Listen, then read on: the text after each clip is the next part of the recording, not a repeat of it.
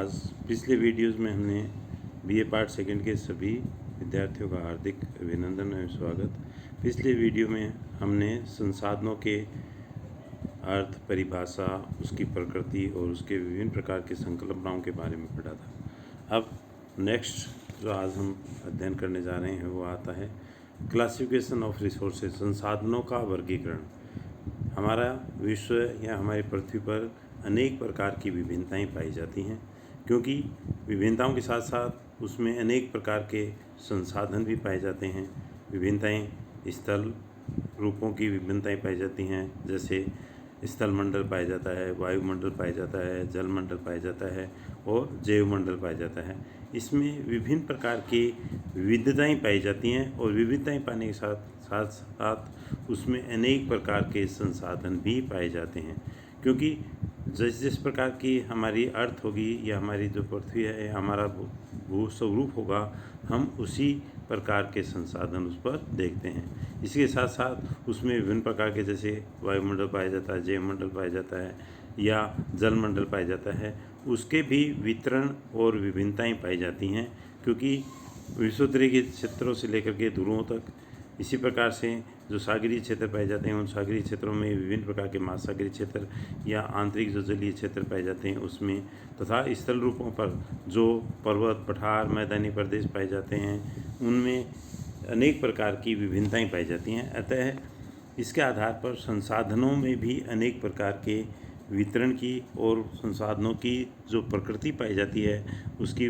परिभाषा पाई जाती है, उसके अर्थ पाए जाते हैं, उसमें भी अनेक प्रकार की असमानताएं पाई जाती हैं। हम संसाधनों के वर्गीकरण के आधार पर हम प्रमुख रूप से संसाधनों को दो भागों में विभक्त कर सकते हैं। पहला आता है जैसे प्राकृतिक संसाधन। प्राकृतिक संसाधन कौन से होते हैं?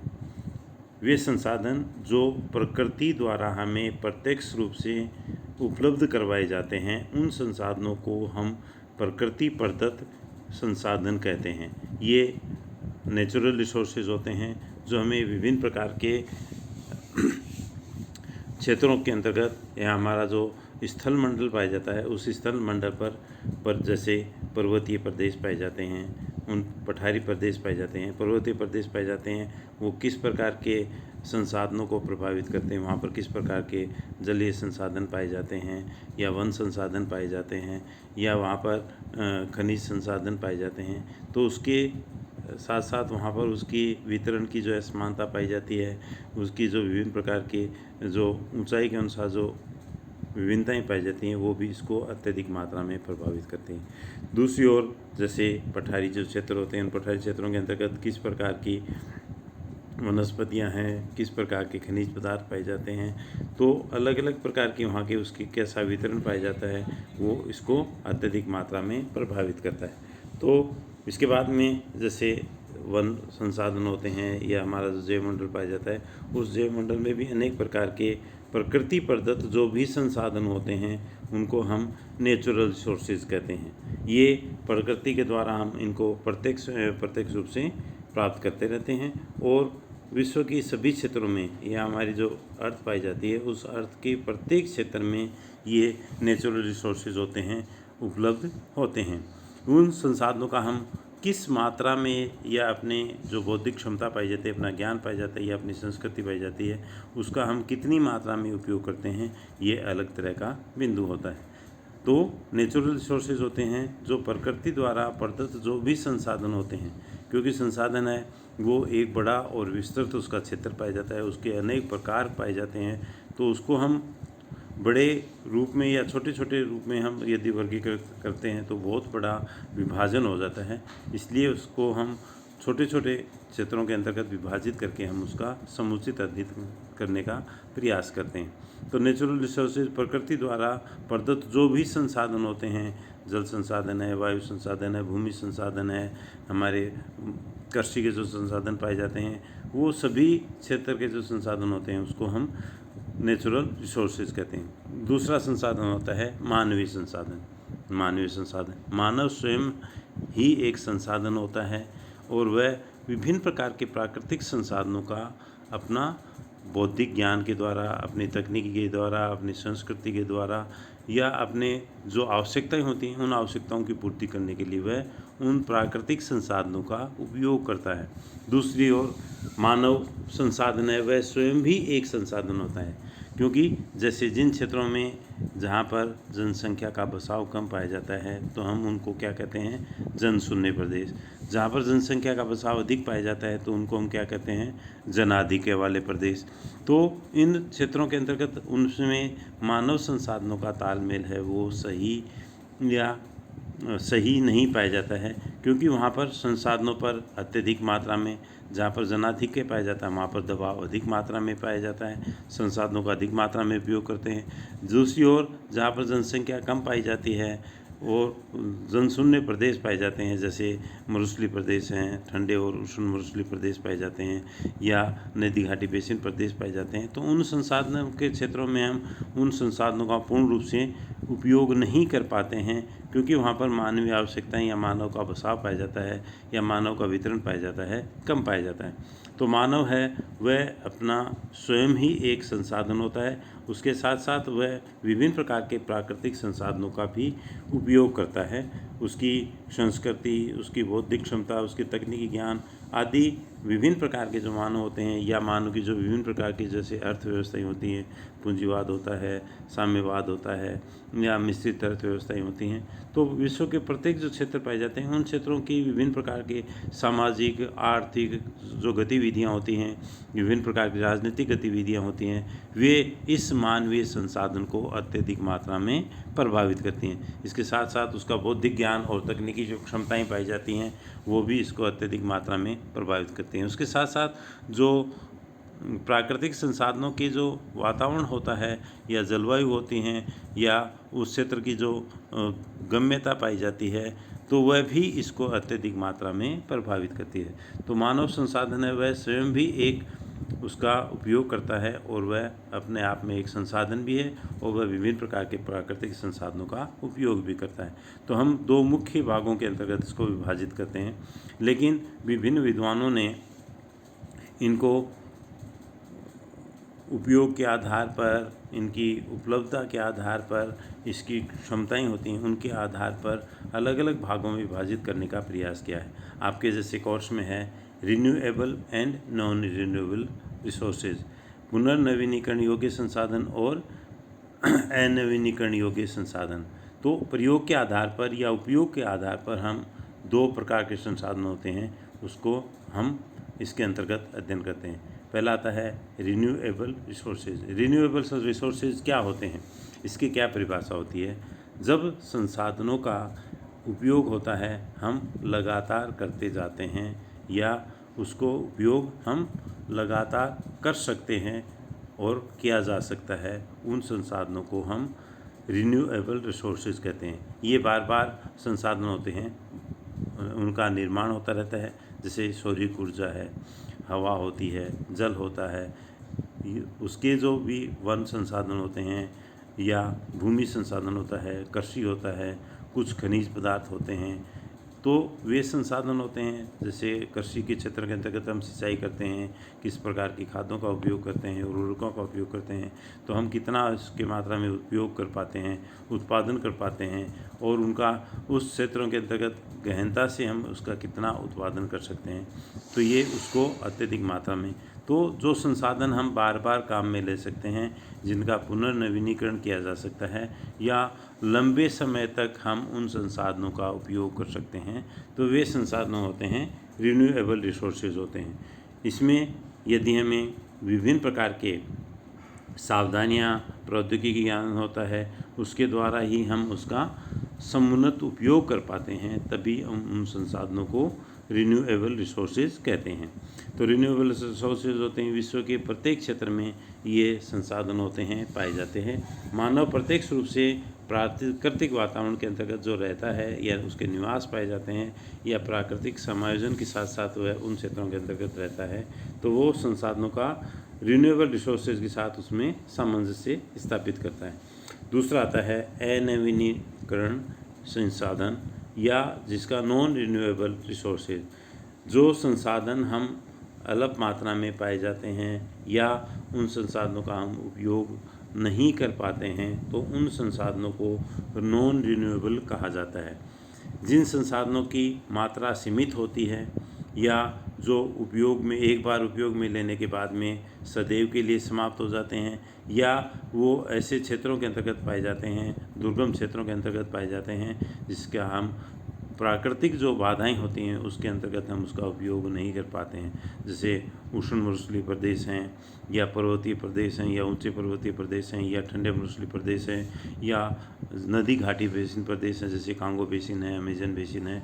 इन क्षेत्रों के अंतर्गत उन संसाधनों को हम पूर्ण रूप से उपयोग नहीं कर पाते हैं तो उनको हम नॉन रिन्यूएबल के अंतर्गत भी रख सकते हैं। लेकिन जिन नॉन रिन्यूएबल या अनवीनीकरण योग्य संसाधन वे संसाधन होते हैं जिनकी मात्रा सीमित होती है और एक बार उपयोग होने के बाद में वो समाप्त हो जाते हैं, जिसका सबसे अच्छा उदाहरण होता है जैसे कोयला या ऊर्जा के स्रोत होते हैं। ऊर्जा के स्रोतों में कुछ जो ऊर्जा के स्रोत होते हैं जो एक बार उपयोग में लेने के बाद में सदैव के लिए समाप्त हो जाते हैं, जैसे कोयला होता है। कोयला यदि हम काम में ले लेते हैं तो उसके बाद में वह सदैव के लिए समाप्त हो जाता है। कोयले से उपयोग में लेने के बाद में क्या बचता है, उसकी राख होती है। उस राख को भी हम जैसे अब धीरे धीरे है उपयोग में लेने लगे हैं, लेकिन उसका प्रत्यक्ष या अप्रत्यक्ष रूप से उसका पूर्ण रूप से एक बार उपयोग में लेने के बाद में उसकी कार्बन की मात्रा होती है कोयले की, वो समाप्त हो जाती है, तो वह सदैव के लिए समाप्त होता है। दूसरा होता है खनिज तेल एवं प्राकृतिक गैस जो होते हैं, जैसे हम एलपीजी का उपयोग करते हैं, प्राकृतिक गैसें होती हैं। प्राकृतिक गैस के द्वारा हम ऊर्जा का उत्पादन करते हैं, विद्युत का उत्पादन करते हैं, तो एक बार काम में लेने के बाद में वह समाप्त हो जाती है। दूसरा होता है खनिज तेल, जैसे हम कोयले के साथ साथ हम पेट्रोल काम में लेते हैं, हम डीजल काम में लेते हैं, केरोसिन काम में लेते हैं, तो एक बार काम में लेने के बाद में वह सदैव के लिए समाप्त हो जाता है।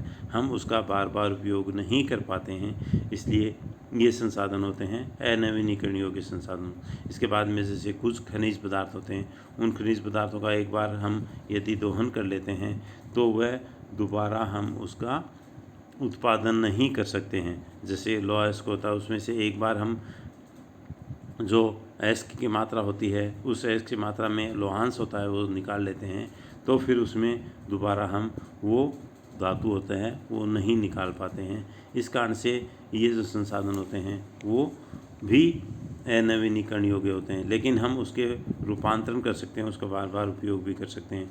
इसी प्रकार से जैसे विभिन्न प्रकार के प्रकृति प्रदत्त या हमारे विभिन्न प्रकार की जैसे आग्नेय जो चट्टानें होती हैं या कांतिज चट्टानें होती हैं या अवसादी जो चट्टानें होते हैं, उसमें से मिलने वाले विभिन्न प्रकार के पदार्थ होते हैं, जैसे गंधक होता है, फास्फेट होता है, टिन होता है, पोटास होता है, बोरान होता है।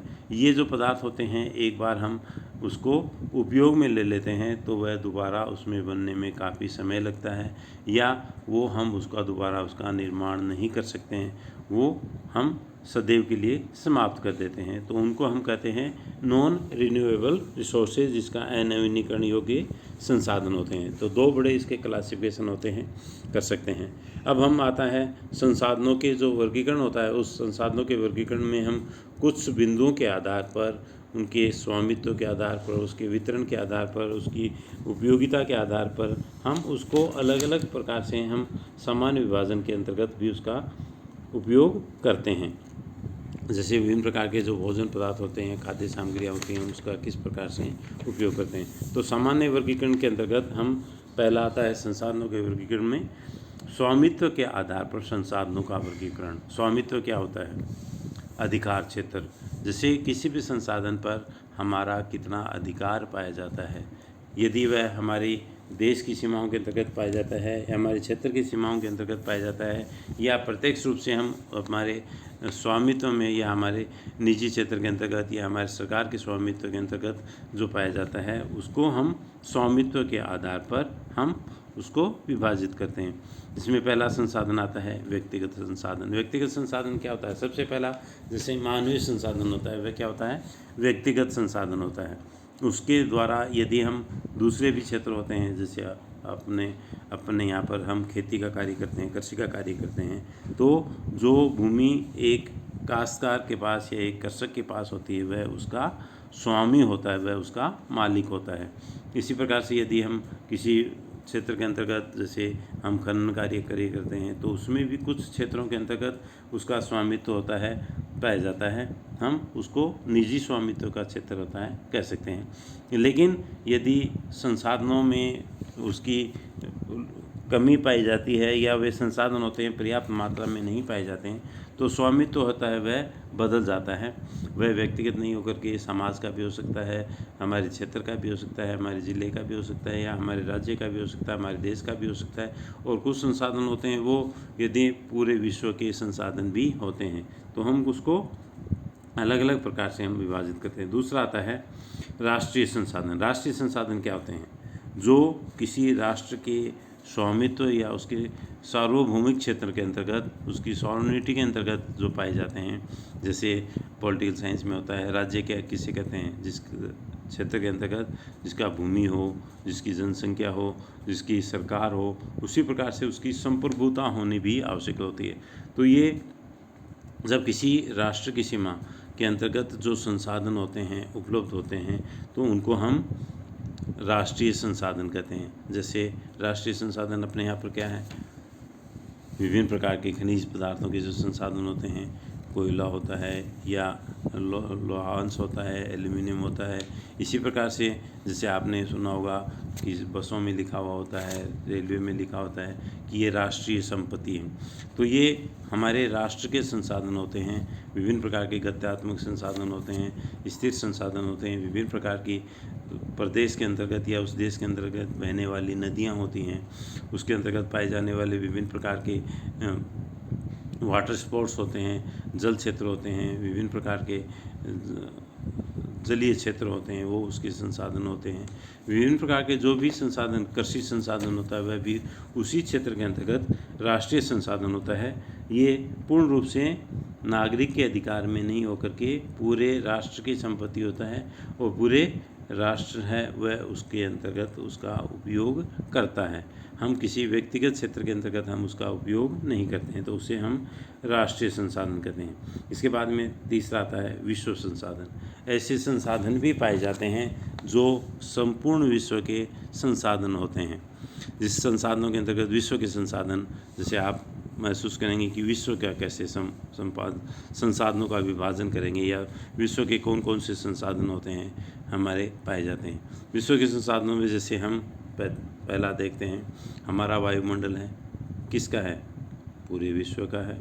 हम वायुमंडल को या वायुमंडल का जो संगठन पाया जाता है, उसका जो वितरण पाया जाता है, संपूर्ण विश्व में पाया जाता है। दूसरा होता है जलीय क्षेत्र। सागरीय जल क्षेत्र है तो वह सागरीय जो जल क्षेत्र हैं हम उसको अलग अलग वाटर बॉडीज़ के अंतर्गत देख तो सकते हैं, विभाजन भी कर सकते हैं। प्रशांत महासागर है, हिंद महासागर है, उसमें उसकी क्षेत्रीय सीमाएं होती हैं। इसके अंतर्गत विभिन्न प्रकार के, जैसे आपने पढ़ा होगा कहीं, खुले समुद्र। तो खुले समुद्रों के अंतर्गत पूरे विश्व का उस पर या विश्व के सभी जो क्षेत्र होते हैं उसका अधिकार होता है। कुछ जो क्षेत्र होते हैं जैसे हमारा तटीय क्षेत्र होता है, उस तटीय क्षेत्रों से 12 मील तक का जो क्षेत्र होता है वह उस जलीय जो क्षेत्र होता है या जो सागरीय क्षेत्र होता है वह उस राज्य के या उस राष्ट्र की संपत्ति होता है या उस क्षेत्र में वह अपने उपयोग उसका कर सकता है। तो सागरीय जल होता है, सौर्यिक तापमान होता है, विभिन्न प्रकार की हवाएं होती हैं। ये विभिन्न प्रकार के जो प्रकृति प्रदत्त जो संसाधन होते हैं वो विश्व के संसाधनों के रूप में हम उसका अध्ययन करते हैं। इसके बाद में नेक्स्ट आता है पुनः पूर्ति के योग्य जो संसाधन। जैसे हमने अभी पढ़ा था पूर्ति योग्य, जिसकी पूर्ति कितनी मात्रा में हो सकती है, कितनी मात्रा में हम उसका उपयोग कर सकते हैं, तो उसके अंतर्गत पहला आता है पुनः पूर्ति योग्य संसाधन, रिन्यूएबल रिसोर्सेज। जैसे अपन ने अभी पढ़ा था कि वे संसाधन जिसकी हम पूर्ति बार बार कर सकते हैं। तो विभिन्न प्रकार के जो प्राकृतिक संसाधन होते हैं वो इसके अंतर्गत आते हैं। कृषि होता है, विभिन्न प्रकार के सौर्यिक जल होता है, बहता हुआ जल होता है, वायु होता है, इन संसाधनों को हम पूर्ति कर सकते हैं। दूसरा आता है पुनः आपूर्ति योग्य नहीं होते हैं, जो नॉन रिन्यूएबल होते हैं। नॉन रिन्यूएबल जैसे हम एक बार उपयोग कर लेते हैं और उसका हम बार बार उपयोग नहीं कर पाते हैं। कोयला होता है, पेट्रोलियम पदार्थ होते हैं, विभिन्न कुछ खनिज पदार्थ होते हैं जिसका एक बार उपयोग करने के बाद में विभिन्न प्रकार के जैसे गंधक, पोटास, ये जो पदार्थ होते हैं उनका भी हम बार बार उपयोग नहीं कर सकते हैं। तो उसके आधार पर हम उसको नॉन रिन्यूएबल कहते हैं। तीसरा जो संसाधन आता है पुनर्प्रतियोगिता में बारंबार प्रयोग के साधन, ऐसे संसाधन जिसका हम उपयोग है बारंबारता के आधार पर कर सकते हैं। बारंबारता से यह विभिन्न प्रकार की वस्तुएं उसको बना सकते हैं। जैसे लोहा एस्क होता है, वह क्या होता है, एक धातु उसमें से निकलती है लोहांश, लोहा निकाल करके हम उसके विभिन्न प्रकार के मैग्नीज बना करके या मिश्र धातु बना करके हम उसका उपयोग करते हैं।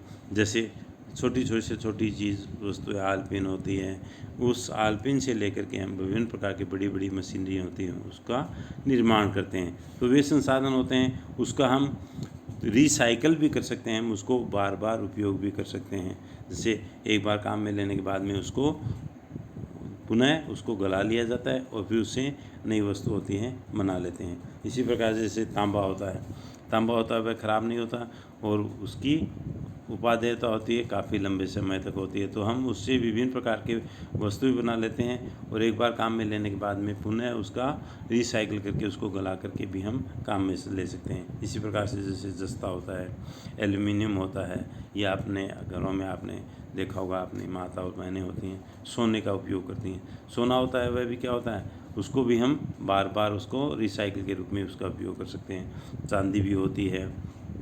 तो इन धातुओं का जब बार बार हम विभिन्न प्रकार से उसका उपयोग कर सकते हैं तो वो संसाधन होते हैं। जैसे एल्युमिनियम होता है, एल्युमिनियम का पहले बहुत कम मात्रा में उपयोग होता था, अब प्रत्येक क्षेत्र के अंतर्गत उसकी विभिन्न प्रकार की उपादेयता होने के कारण या उसके विभिन्न प्रकार के गुण होने के कारण उसका उपयोग है अत्यधिक मात्रा में बढ़ता जा रहा है। तो बारंबार प्रयोग के आधार पर भी इन संसाधनों का उपयोग लेते हैं। फिर आता है सनातन प्राकृतिक संसाधन, ऐसे संसाधन जो प्रकृति प्रदत्त होते हैं और सदैव हमारे लिए बने रहते हैं, उनको हम सनातन संसाधन कहते हैं।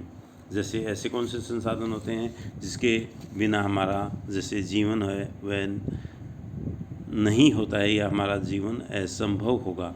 तो ऐसे कौन से संसाधन होते हैं, प्रकृति प्रदत्त जो संसाधन होते हैं, जैसे सूर्य ताप होता है, सौर्य शक्ति होती है, दूसरा होता है महासागर होता है, वायुमंडल होता है, इसी भूभाग होता है, जलवायु होती हैं। ये विभिन्न प्रकार के जो प्राकृतिक फिनोमेना होते हैं जो इन संसाधनों को अत्यधिक मात्रा में प्रभावित करते हैं या सनातन प्रवृत्ति के पाए जाते हैं। यदि हम इसमें ये संसाधन होते हैं नहीं होंगे तो मानव जीवन नहीं होगा या किसी प्रकार की जैविक जो जीवन है या जैविक संसाधन है वो भी नहीं होंगे।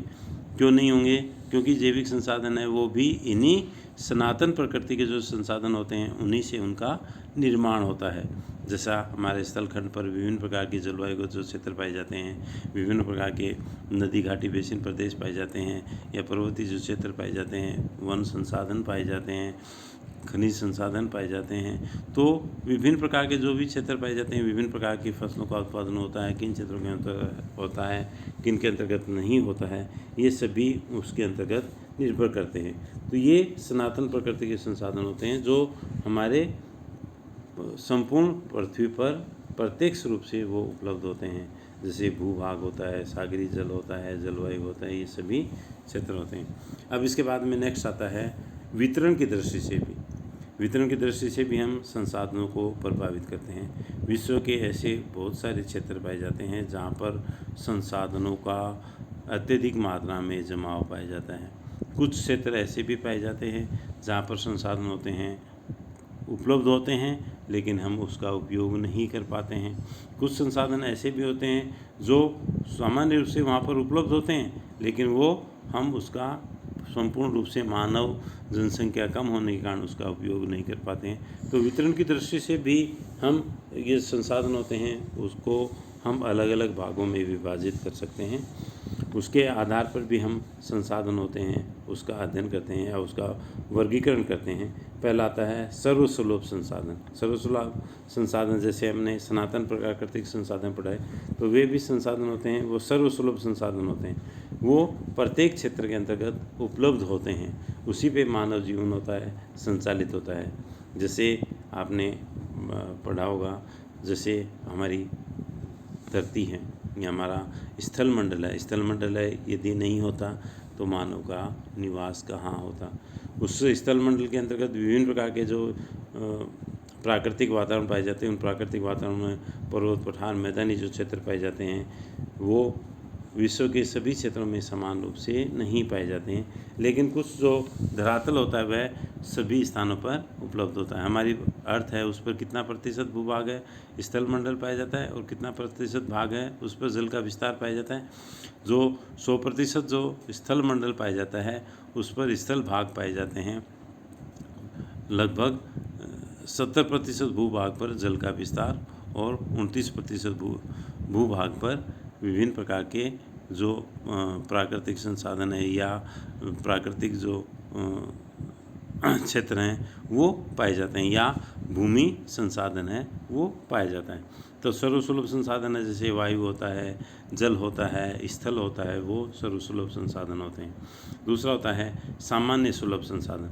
वे संसाधन जो सामान्य रूप से कुछ क्षेत्रों के अंतर्गत सीमित मात्रा के अंतर्गत उपलब्ध होते हैं, तो उन संसाधनों को हम सामान्य सुलभ संसाधन कहते हैं। जैसे भूमि संसाधन होता है, कहीं पर नदी घाटी बेसिन प्रदेश पाए जाते हैं। विश्व के सभी क्षेत्रों में नदी घाटी बेसिन प्रदेश नहीं पाए जाते हैं। सभी क्षेत्रों के अंतर्गत उपजाऊ दोमट मिट्टियों के जमाव या काली मिट्टी के जमाव हैं नहीं पाए जाते हैं। तो मिट्टी संसाधन होता है, जल होता है, विभिन्न प्रकार के चरागाहों की भूमिया के जो क्षेत्र पाए जाते हैं, स्टेपीज घास के मैदानी प्रदेश पाए जाते हैं, प्रेरीज घास के मैदानी प्रदेश पाए जाते हैं, उष्णकटिबंधीय घास के मैदानी प्रदेश पाए जाते हैं। तो ये जो प्रदेश होते हैं, जैसे चरागाह के जो प्रदेश होते हैं, पर्वतीय क्षेत्रों के अंतर्गत कितनी मात्रा में होते हैं, पठारी क्षेत्रों के अंतर्गत कितने होते हैं, मैदानी प्रदेशों के अंतर्गत जहाँ पर कृषि का वितरण अधिक पाया जाता है वहाँ पर चरागाह होते हैं कम पाए जाते हैं। तो इस प्रकार से सामान्य सुलभ संसाधन होते हैं, भूमि, मिट्टी, जल और चारागाह होते हैं, वो संसाधनों को हम सामान्य सुलभ संसाधन कहते हैं।